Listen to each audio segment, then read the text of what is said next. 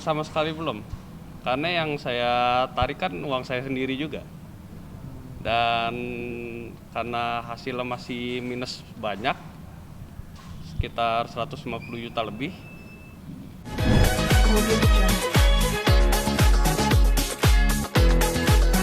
Ya, ini ada beberapa perwakilan yang bisa hadir karena yang lainnya masih kesibukan kerja. Bang, Gimana menurut korbannya Kak, perasaannya? Korbannya mungkin boleh bicara atau Mungkin perwakilan korban ya, kita mundur biar mereka bertiga. di maju aja, didampingin aja bang, didampingin. Satu ya. Yang satu. Mas ya Bang?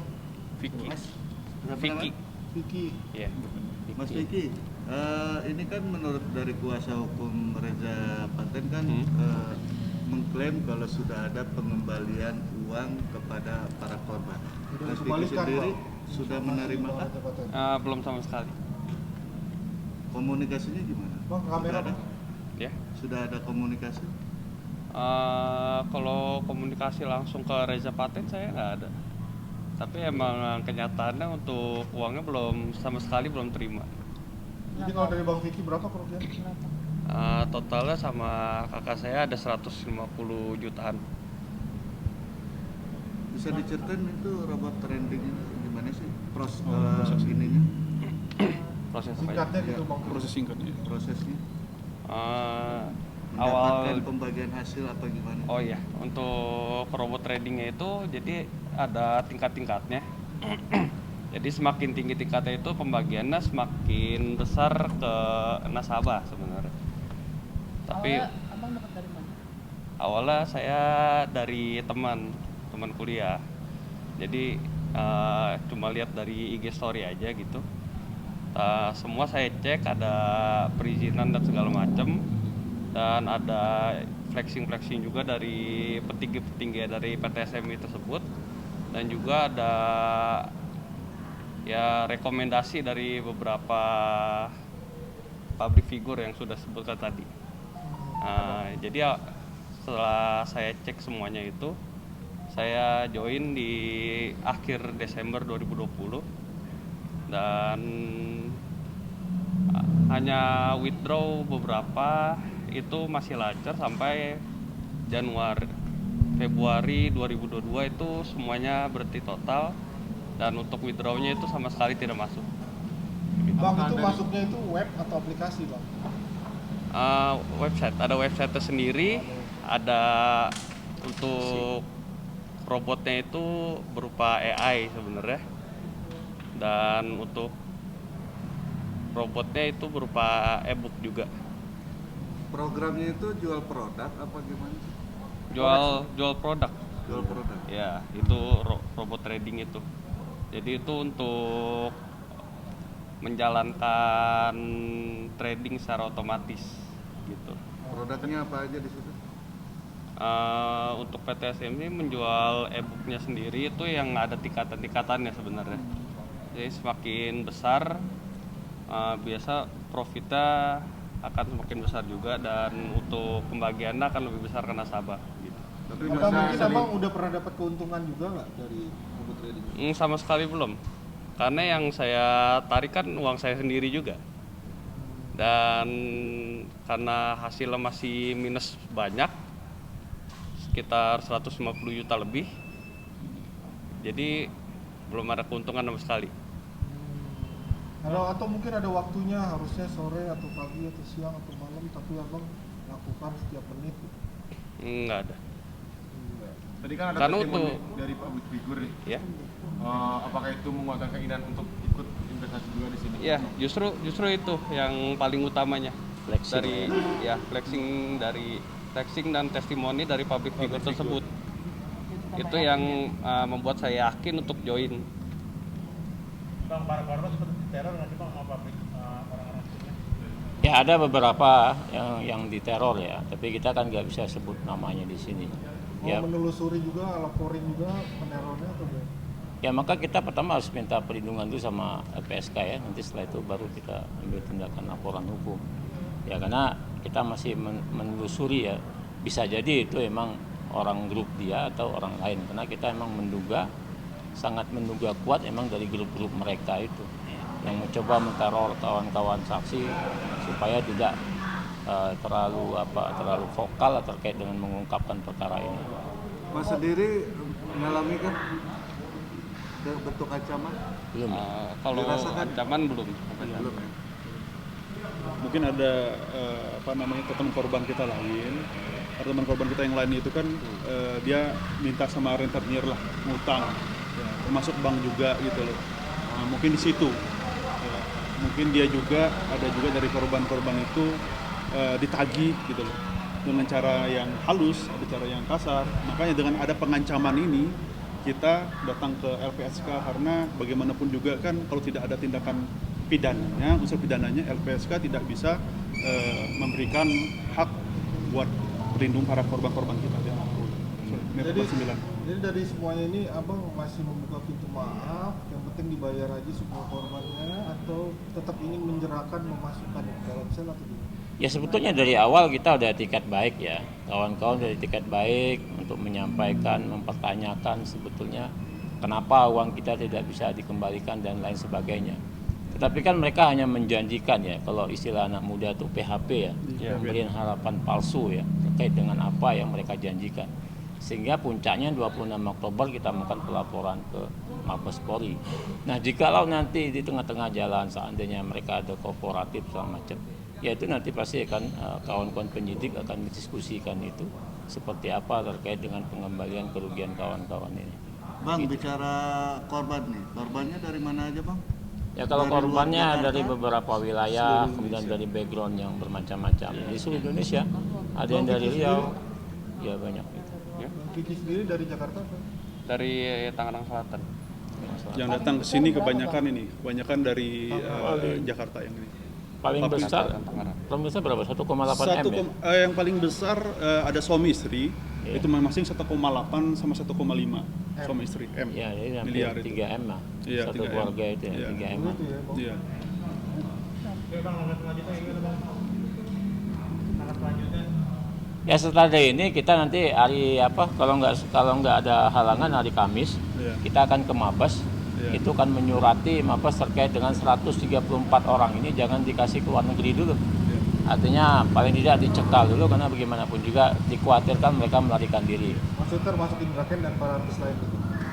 Kalau Indra Ken bukan. Beda. Masuk Reza Paten. Iya Reza Paten dan juga beberapa public figure itu kan. Tapi barang tentu nanti ditelaah oleh kawan-kawan Mabes ya. Itu untuk mengantisipasi. Kemudian kedua, ya juga kita minta ke Mabes supaya ya ditahan, kemudian disita hartanya dan Pak Wahyu, Pak Direktur ya harus kompresi pers terkait dengan pengembangan perkara ini, ya supaya tidak sesat dan menyesatkan gitu kan, supaya terang benderang gitu. Kamis jam berapa Pak Mabes? Ya Kamis pagi lah kita, biasa jam 10.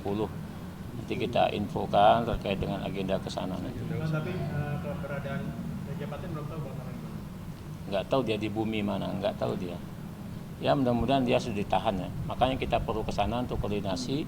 Pertama kita minta nama-nama ini untuk tidak diberi izin dulu ke luar negeri. Kemudian yang kedua supaya mereka ditahan dan disita beberapa asetnya.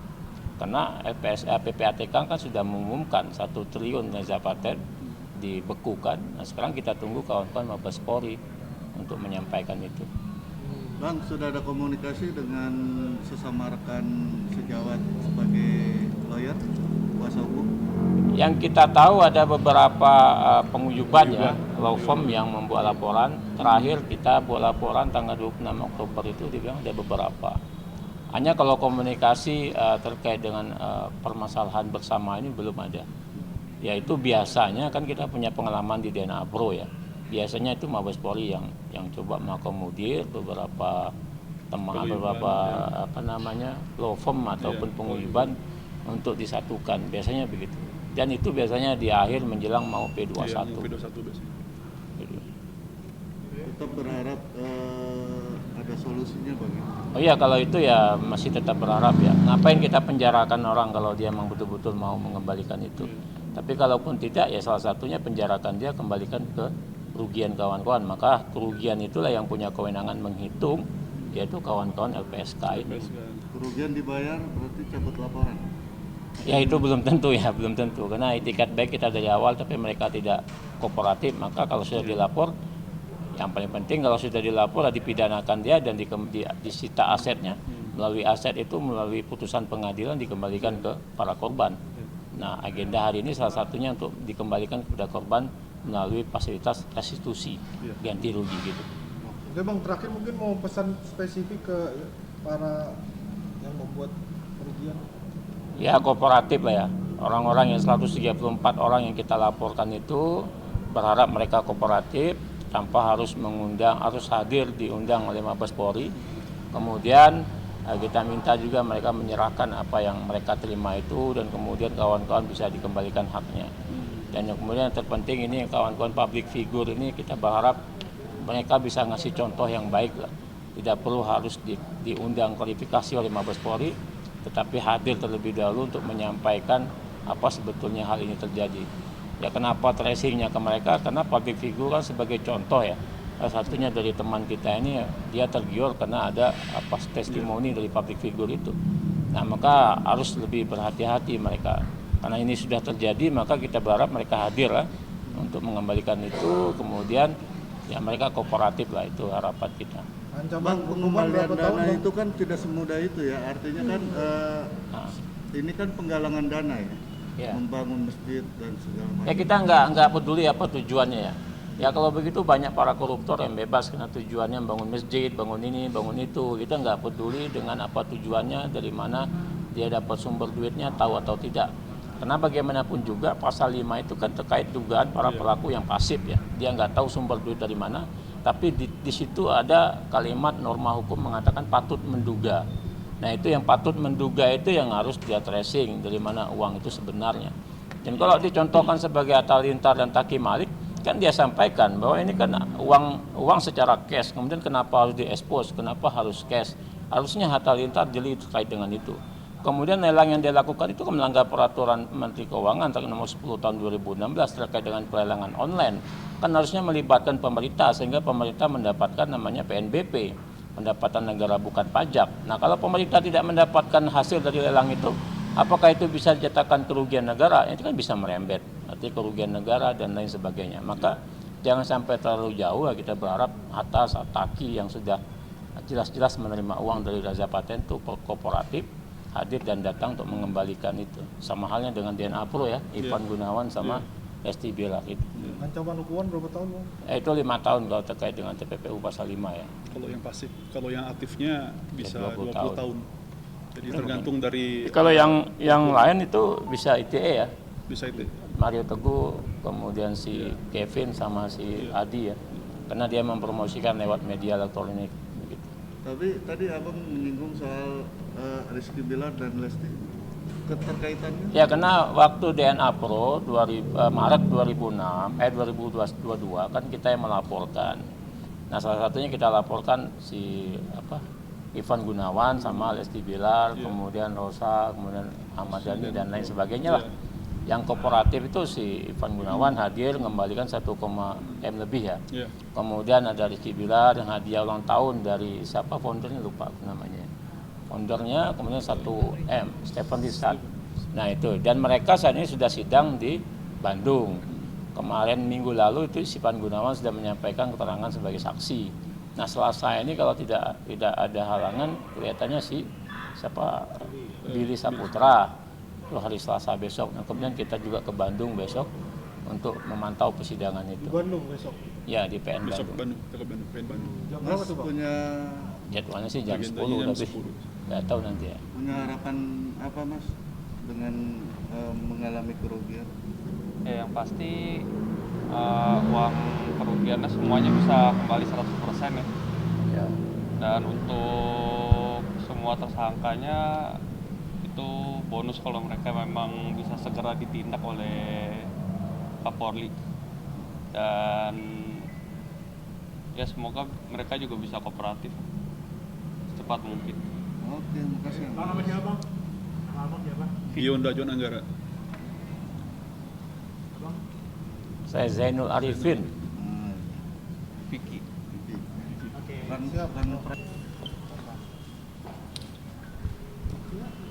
Sorry.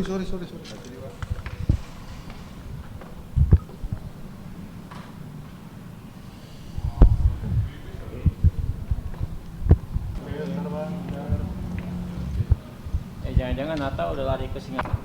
Masa 2,2 M lari dia. Nggak bakal miskin juga kan.